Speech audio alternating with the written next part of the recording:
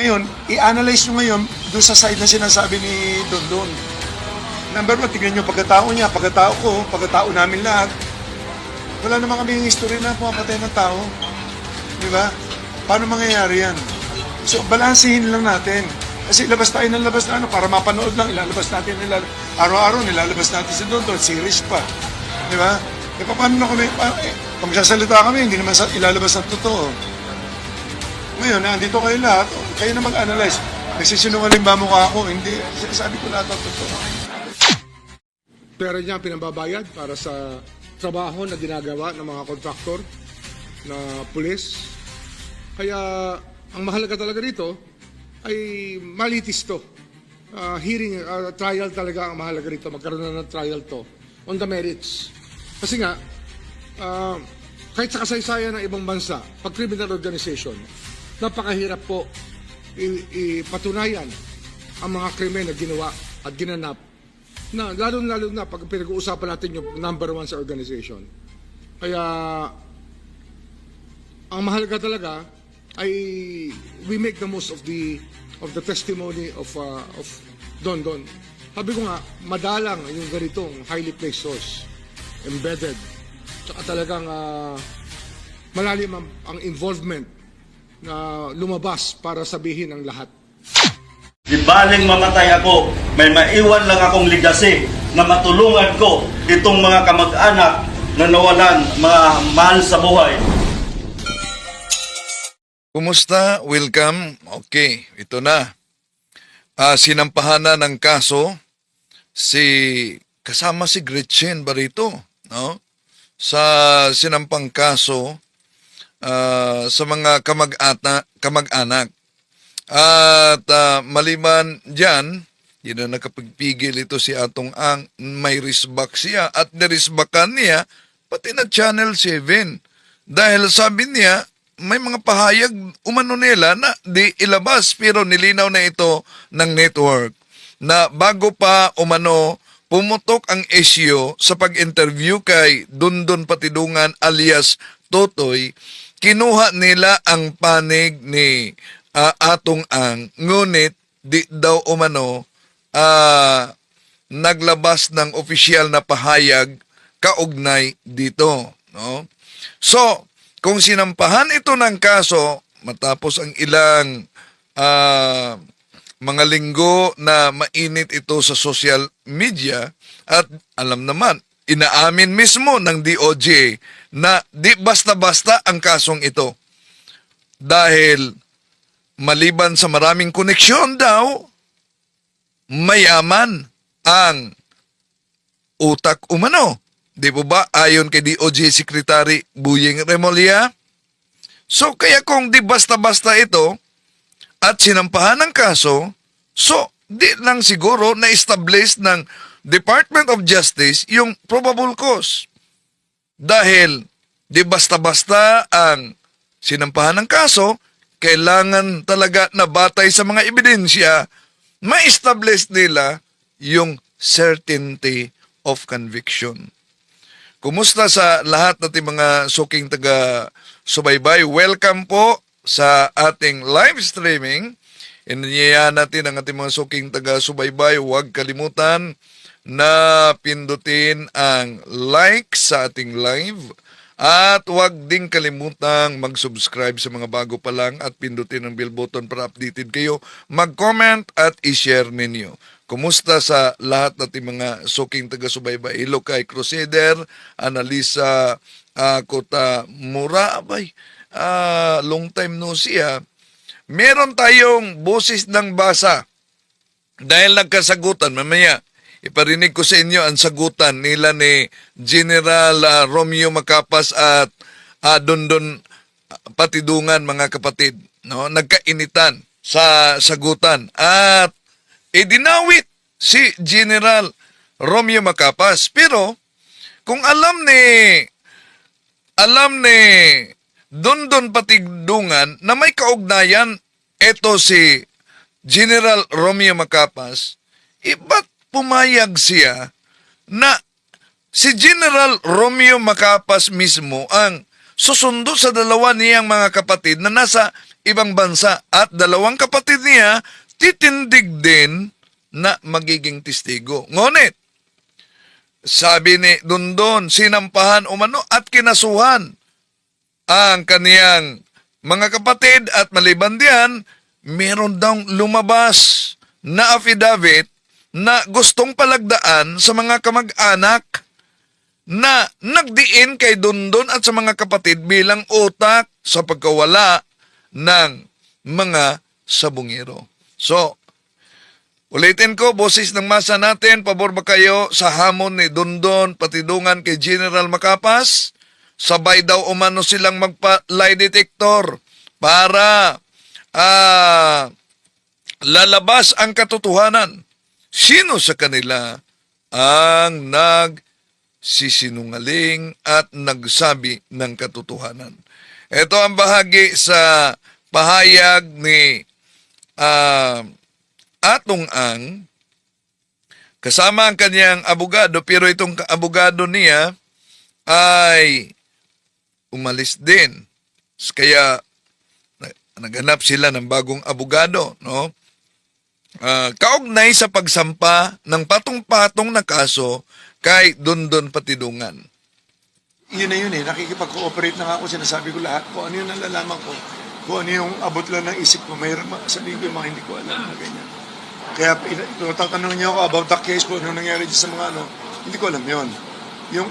Yung nalalaman, nalalaman ko, wala kami, so yung sabihin ko, tama naman yung sinabi na ating presidente na kailangan malaman ng katotohanan. Kaya lumabas na ako kasi kung lagi pakikinggan siya, baka lahat kami guilty na. So, i-repeat ko lang na the reason na nandito kami and the reason Ito ang naunang abogado niya na napaulat na umalis na umano. we filed the case is because Pero baka babalik din ito, no? Si Attorney Lorna Capuna dahil ang pag-alis niya ay may kaugnayan sa pagiging private prosecutor niya sa impeachment. At ngayon na naglabas na ng pahayag, desisyon ang Korte Suprema kaugnay sa impeachment ni VP Sara at unconstitutional ang inilabas dito, so di matuloy ang impeachment complaint kay yung trial kay VP Sara dahil sa inilabas na desisyon. So, kung di matuloy, di din matuloy ang kanyang pagiging private prosecutor. Babalik kaya siya sa pagiging legal counsel ni Atong Ang? Sabi ni Attorney Claire Castro, itong kasong ito, di daw basta-basta. Talaga. Murder, no? Na kaso. At di lang kailangan yung probable cause, kailangan talaga na ma-establish yung mga ebidensya kaugnay sa certainty of conviction. Okay, tuloy natin. number one, for the truth to come out. Number two, to affirm that Atong Ang and the members of this the investors group are willing to cooperate with government. With government that includes the President, that includes the Supreme Court, and that includes the Secretary of Justice and all the personnel, no? To come out with the truth. We are on the side of justice here. We are on the side of the families who lost their loved ones, who up to now do not know kung saan ang kanilang mga kapamilya, no, kamag-anak, no. So sana sa mabibigay namin ng ebidensya sa complaint na to, because meron mga affidavits dito, no. Sana mabasa rin ng gobyerno, and we will furnish them a copy so that sundan nila yung mga leads. Hindi lang isang lead lang na false pa and misleading.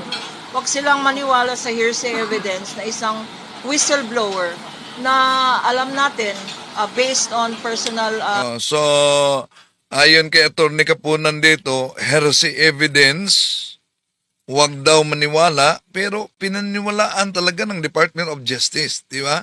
Kung heresy lang ito mga pinagsasabi ni Dondon, abay, nakakahiya para sa panig ng Department of Justice. Department of Justice mismo. Pero pinaniwalaan nila ito.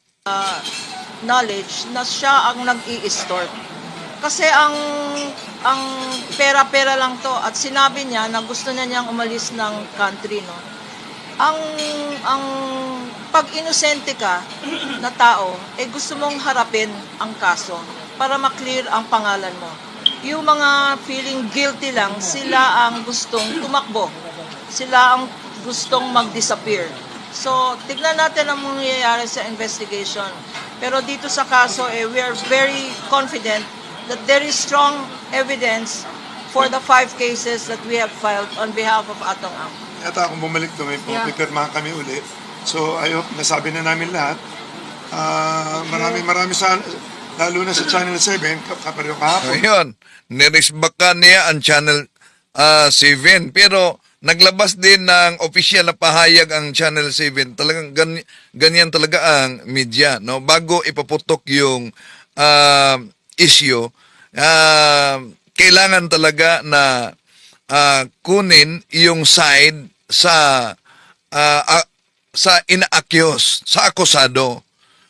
At sabi dito ni Atong Ang, inilabas umano ang balita na di kinuha ang kanyang panig. Kaya may bahagi sa Channel 7 sa kanilang network na nagsabi sila na bago pa umano pumutok ang naturang issue, sinisikap nila na makuha ang panig ni Atong Ang, ngunit hindi ito naghayag ng pahayag kaugnay sa naturang issue. Nakikiusap lang ako sa media.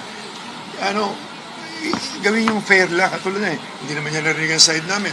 Kahapon lang, isipin nyo, biglang inilabas na niya na sinusuhulan ko si Don. Dapat tinanong muna niya, binabalanse bago siya maglabas. Di ba? Yun ang parang... Pero ito lang ang kauna-unahan at huling pagpahayag ni Atong Ang sa media. No? Di na siya nagpa-interview, press conference lang ito nung nagsampa sila ng kaso ni Dondon Patidungan. Di na siya nagpa-interview, ayaw daw umano niya ng trial by publicity. Parang one-sided eh. Dapat, pag may mga ganong media, di ba? Kung ako tatanungin sa media, may nag-accuse, dapat yung ina-accuse, tatanungin muna bago maglabas, both sides ilabas. Katulad niya. Late ako nagsalita ngayon. I'm sure hindi ako i-cover ng Channel 7 siguro ngayon. Galit talaga si Atong Ang dito sa Channel 7. Sabi niya, ngayon lang ako nagsasalita. I'm sure, di ako i-cover ng Channel 7. Pero sabi ng mga media, marami sila. Nandyan pala. Talaga ito, simula umpisa, ito mo. Hindi ko alam kung pinapondo. Hindi ko alam kung gumawa pa sila ng pelikula. Ako na naman ang kontrabida. Ayoko nga mag-artista eh. Simula bata ako. Lagi ako kontrabida eh. Si John. Ayan, kasalanan ni John. Bakit pala sa Mandaluyong? Bakit pala sila pa yung kaso? Bakit hindi naman sa Mandaluyong? Bakit po sa Mandaluyong kasi sila pa yung kaso? This is his place of residence. Dito ako nakatira dito ako lumaki sa Mandaluyong talaga. Lumaki ako sa tabi ng squatter talaga kami. Ako lumaki. Kilala ko dito. Talagang dito ako lumaki sa Mandaluyong. Dito wala akong record na So, Mandaluyong siya nagsampa ng kaso laban kay Dondon Patidungan. tanong kay rito, dito ako simula 3 years old, 4 years old yata yun. Wala akong kaso dito maski na ano. Last question po, may pipirmahan pa sa prosecutor. Laban na ito ng he-said, she-said. Bakit po kayo, sir, ang paniniwalaan, dapat po kayo wala ng taong bayan sa tutok po? Bakit po? Well, hindi ako pareho ng Channel 7 na hindi binabalanse lahat. Ang gusto ko lang, Ayun, Channel 7 talaga. Nirisbakan talaga ni Atong Ang dito. balansehin niyo muna. Pero, naglabas ng pahayag ang Channel 7 na bago nila pinutok yung issue, kinuha muna nila ang side ni Atong Ang, ngunit di daw umano nagbigay ng pahayag. Bago kayo maglaba, ako, pakinggan nyo lang side ko. Ngayon, i-analyze nyo ngayon doon sa side na sinasabi ni Don. Number one, tignan nyo pagkatao niya, pagkatao ko, pagkatao namin lahat. Wala naman kami yung history na pumapatay ng tao. Di ba? Paano mangyayari yan? So, balansihin lang natin. Kasi labas tayo ng labas na para mapanood lang, ilalabas natin, araw-araw nilalabas natin si Don, series pa. Di ba? E paano na kami, pag magsasalita kami, hindi naman ilalabas ang totoo. So pag magsasalita daw umano sila, di ilalabas ang totoo.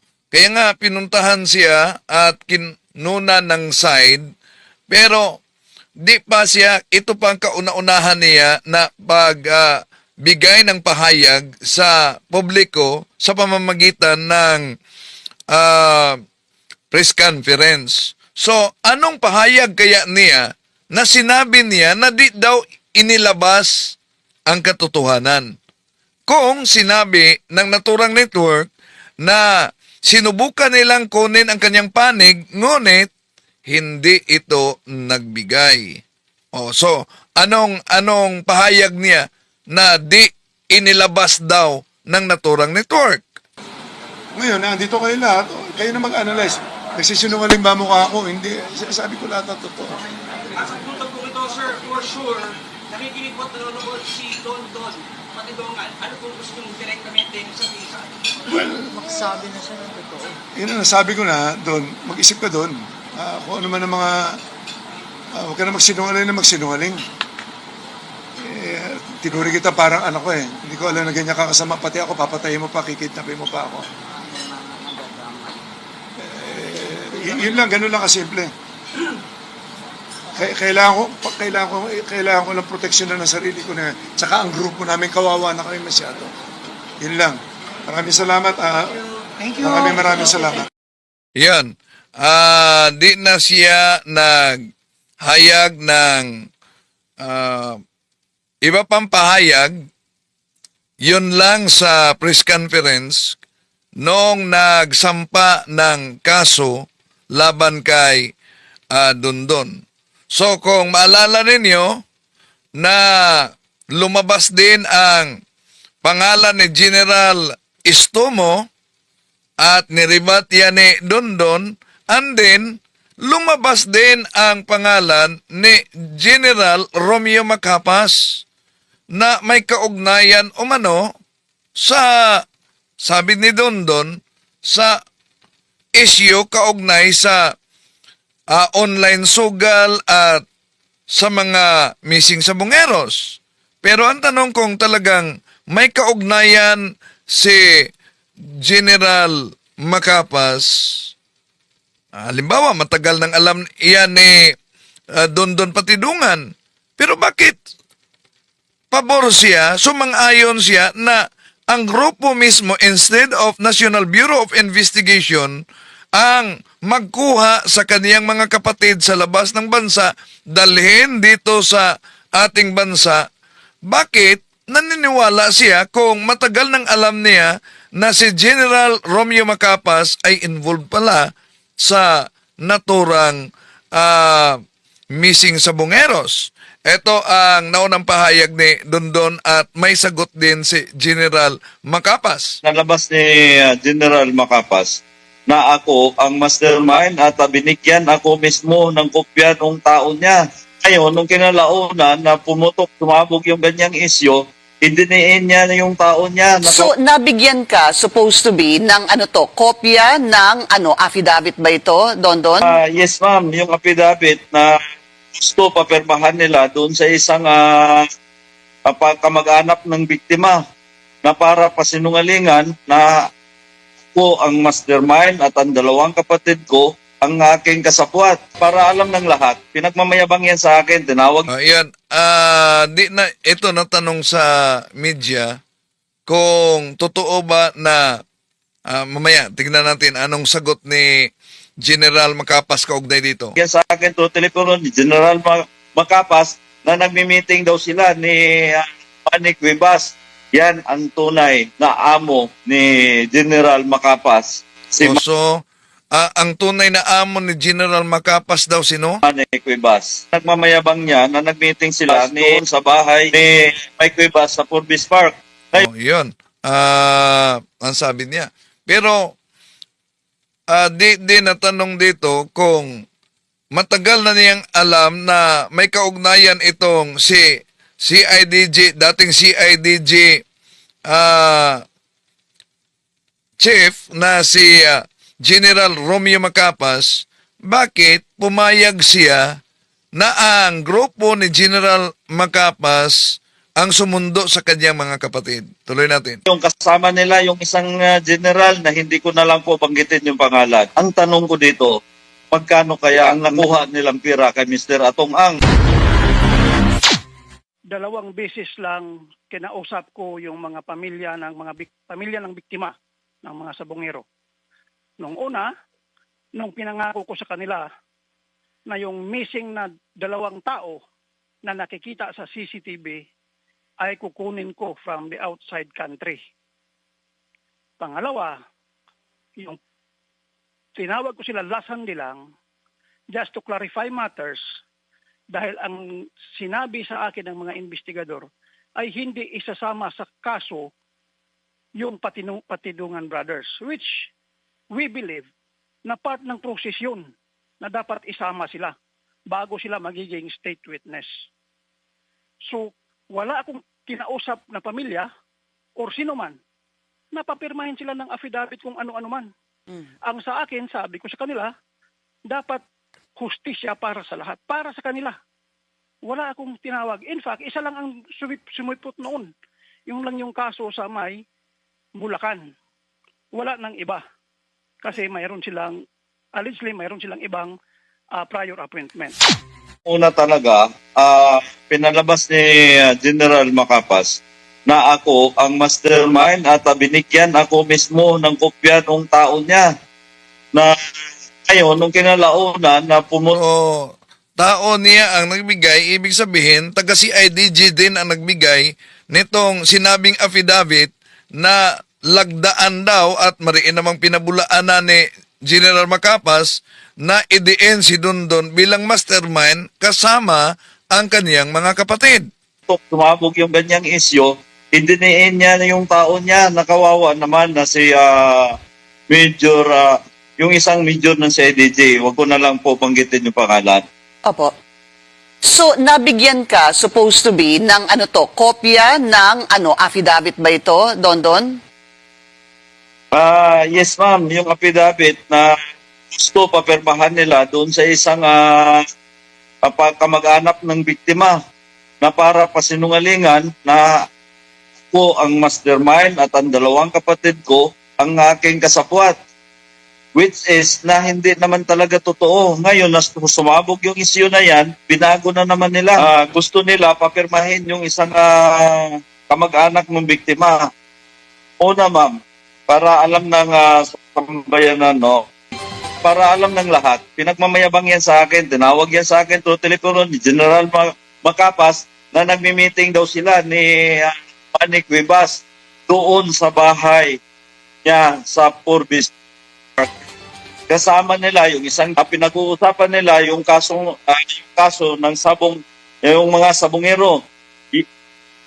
Yan ang tunay na amo ni General Macapas, si Manny Cuevas. Pinagmamayabang niya na nag-meeting sila ni Mike Cuevas doon sa bahay ni Mike Cuevas sa Forbes Park. Ngayon, kasama nila yung isang general na hindi ko na lang po banggitin yung pangalan. Ang tanong ko dito, magkano kaya ang nakuha nilang pira kay Mr. Atong Ang? Ngayon, sagutin ko lang yung issue na bitawan ng salita ni Ma'am Jane Fajardo, no? Parang hindi yata angkop sa pinag-uusapan namin between DOJ, Remulla. Nung time na yon, una kaming nag-meeting, kasama ko sila ni sila Colonel Ale, ako, at saka yung ibang CIDG. Wala pa noon si wala pa noon si General Macapas. Ang pinagmimitingan namin, dahil naibulong ko, nasabi ko kay SOG Remulla, sabi ko, Sir, mayroon akong 2 kapatid na makakatulong dito sa kaso na to. Mm. Ngayon, tinanong ako ni SOG, asan ba yung 2 kapatid mo? Ngayon, binanggit ko, ma'am, na nandun sa Cambodia. Tapos, sige, pag-usapan natin at pwede NBI ang magsundo doon, either sa grupo na lang nitong, yung sa grupo na lang ng mga CIDG. Second time, ma'am, nag-meeting kami doon sa DOJ, kasama na si General Macapas, sila Colonel Ale. Nagulat si General Macapas dahil sabi ni Sir Remulla, Boying Remulla, doon, kumusta na yung kapatid mo? Safe ba doon sa ano? Ulitin ko po. Sir, kailangan ko ng picture mo dahil hindi sasama yung mga kapatid ko pag hindi kilala yung kukuha sa kanila. Opo. Sa madaling salita, Okay, dapat na tanong din si Dondon dito kung alam niya talaga na may kaugnayan si General Romeo Macapas, bakit pumayag siya na ang grupo ni Romeo Macapas, General Romeo Macapas, ang susundo at kukuha sa kanya mga kapatid doon sa Cambodia. So kung alam niya na may kaugnayan pala ito kay Atong Ang at yung sinabi niya na tunay na amo, ba't di na lang iginiit na ang grupo ng National Bureau of Investigation ang kukuha sa kaniyang mga kapatid? Okay, tuloy natin. ma'am, sinindan niya ako ng picture niya at isinin ko naman doon sa mga kapatid ko at sinabi ko sa kanya kung saang hotel sila naroon dahil ay pinatakas ko na yan doon sa mga pinaglagyan ni Mr. Atong Ang dahil pinapapatay na nga sila doon. Sa madaling salita, ang sabi nga sa akin ni Sir Boyeng na mas maganda, papuntahin mo na yan sa Philippine Embassy. Ngayon, tumawag yan sa akin si Mr. Macapas, si General Macapas. Sabi niya sa akin, huwag mo nang palisin yung kapatid mo doon sa hotel. I-text mo sa akin yung complete address at ako na mismo ang pupunta doon. Which is, napuntahan naman niya at dinala niya sa Philippine Embassy. The right time, ma'am, na hindi sila nakabuka agad, kinabukasan pa sila nakaalis. Ngayon, ang pinakamasama dyan, ma'am, gusto kong kausapin yung mga kapatid ko, ayaw niya ipakausap sa akin. Tapos, kinuha niya yung mga cellphone ng kapatid ko. Pagdating dito sa Pilipinas, nagtaka naman ako dahil iba ang usapan namin doon sa ginawa niya. Doon pa lang sa airport na dapat ano na ng maayos na dalhin niya sa CDG, doon pa lang pinapahuli niya na yung 2 kong kapatid. It is up to the DOJ kasi ini-explain na yan sa kanila na part ng proseso yun. Bago sila magiging state witness sa kaso, dapat kasama sila doon sa akusado. I don't want to interfere with the DOJ, pero as to our understanding, ganun ang proseso ng batas natin. So, hindi ko alam kung anong nangyayari sa investigasyon. Isa lang ang masasabi ko dyan, ginawa namin lahat ang trabaho namin, ginawa namin mabilis ang trabaho namin. Along the way, siguro mayroong hindi lang na ipaliwanag sa kanila ng husto na prosecution yung mag-ask sa court na i-discharge ito as suspects and gagawin silang state witness. Ganun ang proseso ng batas natin po. Ang sinasabi po niya, hindi mo daw sinabi na may kaso yung isang kapatid mo. Number 1, itong si Jose. At number 2, itong si Elakim ay iba daw ang pangalan or yung kanyang travel document or it could be the passport. Iba daw ang pangalan, hindi daw Elakim. Robert Bailon ata ang nakapangalan. So, ang sinabi niya sa akin kahapon, Don, ikaw ang hindi nagsasabi sa kanila, well, number 1, sinagot mo nga na kapatid mo pala yung nandun sa CCTV, tapos number 2, na yung isang kapatid mo may kaso at yung isa nga ay, kumbaga, iba yung dokumento na dala-dala niya sa Cambodia? Pakisagot, please. Ma'am, nakakatawa. Pwede ko gawing witness si Boying Remulla, ma'am. Ginawa niyang sinungaling si Sir Boying Remulla. Samantalang sinabihan siya mismo at sinabi ko rin sa kanya. Ngayon, ma'am, kung ganyan siya kasinungaling or sinabi niya na nagsisinungaling ako, magpalay detector kami dalawa. Kahit So, hinamon niya ng lie detector si General Istomo, si Atong Ang, at si General Macapas, no? Ewan ko kung sino sa kanila ang kakasa. kaya ko siyang lamunin. Bakit ganon ang ginawa niya? Iba ang kwininto niya kay General Torre, ma'am. Ang sabi niya pa, overt daw yun at siya lang ang nakadiscovery na ganon ang nangyayari. Walang ibang tao na nag-impo, which is na ako ang nagsabi sa kanya at alam ni Boying Remulla yan, ma'am, na dapat hindi sana siya ang pinapakuha. Dapat NBI sana ang kukuha. So, kung dapat NBI, ang tanong, kung matagal nang may alam si Dundon, dapat natanong din ito, bakit pinayagan si General Romeo Macapas at yung mga kasama na sila ang kukuha, susundo sa kanyang mga kapatid na gawing dagdag testigo sa kasong ito? So ako, pumayag na ako na mga pulis ang kukuha, gawa ng sa simula pa lang, sa pulis, sa kay PNP chief, ako sumurinder, ma'am. Doon ako naghingi ng tulong. Don, nasabi mo ba na may kaso itong isang kapatid mo na si Jose? Nasabi mo ba kay Secretary Boying o kay General Macapas? Yes, ma'am. Saksi ang mga sa ADG, lalo na yung si Colonel Ali, ma'am. Sinabi ko sa kanya, sinabi ko rin kay Mr. Boying, ma'am, na yung dalawang kapatid ko, kukunin ko yan kasi as a witness yan, ma'am. Dahil yung yung si Jose Patidungan, ma'am, na pinagbintangan nila na nagbitbit nung isang missing sa Bungero, yan yung close-in security ni Mr. Atong Ang mismo. Siya, kung natandaan nyo, ma'am, nung sa Senate hearing, yung sa likod ni Mr. Atong Ang, yan yung si Jose Ito si Patidungan, Jose. ma'am. Okay. Yes. Sir, Don, linawin ko, ang tinanong ko po sa inyo, kung sinabi mo kay Secretary Boying at kay General Macapas na may kaso itong kapatid mong si Jose. Yun po ang tinanong ko. Yes, ma'am.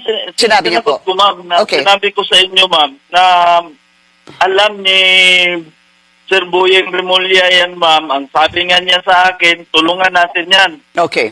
All right. So, balikan lang natin, backtrack tayo ng konti, Don. Kasi nasabi mo na kanina na pinaalis mo talaga itong dalawang kapatid mo. Dahil ang sabi mo ay you're trying to protect them dahil? Ma'am, hindi ako ang nagpaalis dyan.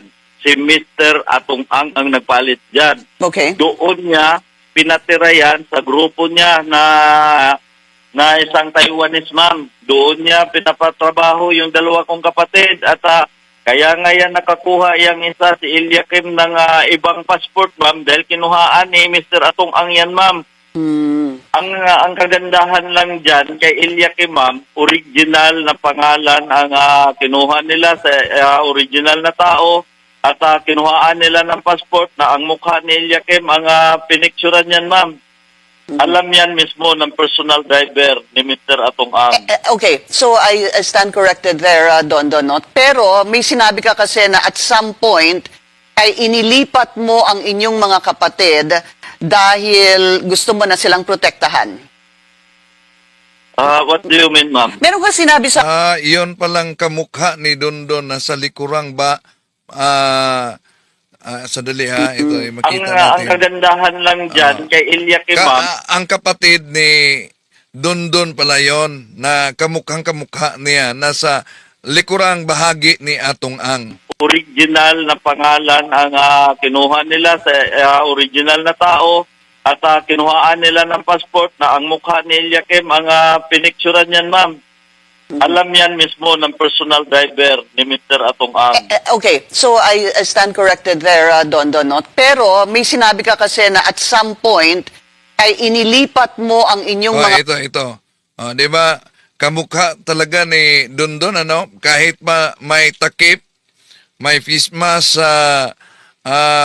nakalagay, pero kamukha talaga ni Dondon nasa likurang bahagi. Ito ang sinabi niya sa Senate hearing na kapatid niya, close-in bodyguard ni Atong Ang. kapatid Oh, ayan, oh. dahil gusto mo na silang protektahan.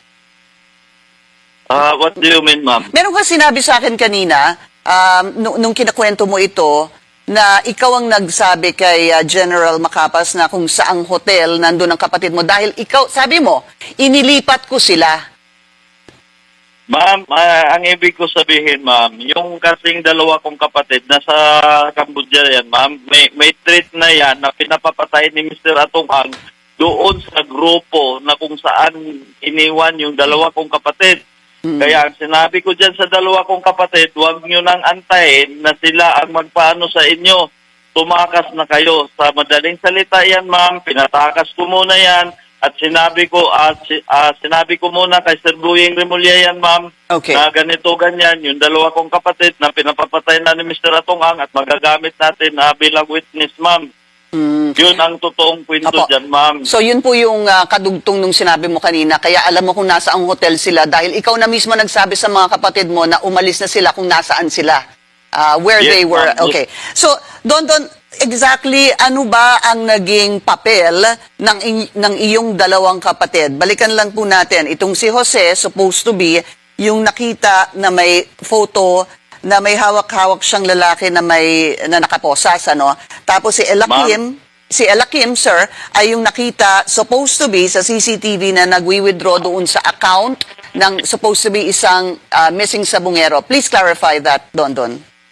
Ma'am, ang totoo niyan, ma'am, yung si Jose Patidoongan, siya yung close-in security ni Mr. Atong Ang. Yung sinabi niyo, ma'am, na may hawak-hawak na si Bautista na may pusas, ang tao na humawak niyan, ma'am, na binanggit ko na yan noon, na si Mr. Roger Burican at si Rogelio Rodilo Anig-ig. Yan yun, ma'am, ang ginamit niyang witness against sa akin, ma'am. Okay. Na makikita naman natin, ma'am, na matatangkad na tao yun. Yung mga kapatid ko, 5'6" lang yan, ma'am. So, hindi yung si... nagbit-bit. Don, ang sinasabi mo, hindi si Jose itong supposed to be may photo na may kasamang lalaki na nakaposas. Hindi si Jose ito. Yes, ma'am. Hindi Okay. yan, ma'am. Ang lalaking may pusas, ma'am, yan yang si Rogelio Roger Burican at si Rodilo Anig-ig, ma'am. Kung hindi ako nagkamali, nabanggit ko na yan sa inyo, Okay. ma'am, na kasama pa yan ni Mr. Atong Ang nung mag-file, ma'am. Nabanggit ko sa inyo yan noon, ma'am. Pasensya ka na, Ngayon, Don. Sa dami din Yes, kasi ng mga ma'am. pangalan na lumalabas.